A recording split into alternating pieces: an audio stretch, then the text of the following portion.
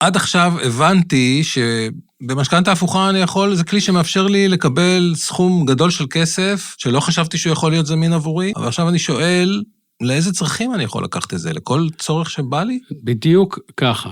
כל הרעיון, כפי שהסברתי, זה בעצם לתת לבעל הנכס מגורים שלו, לתת לו גישה לסכום כסף, כדי שהוא יוכל לעשות עם הכסף כל מה שעולה על דעתו. זאת הלוואה לכל מטרה בהגדרה. אתה יכול לממן דיור מוגן, אתה יכול לעזור לילדים שרוצים לקנות נכס, או שיש להם הלוואות משלהם. אתה צריך, לא עלינו, לממן טיפולים רפואיים, או מטפלת סיעודית שנמצאת אצלך, זה 15,000 שקל בחודש. כל מה שכסף עושה, זה בדיוק העניין. הרבה מדובר על איכות חיים.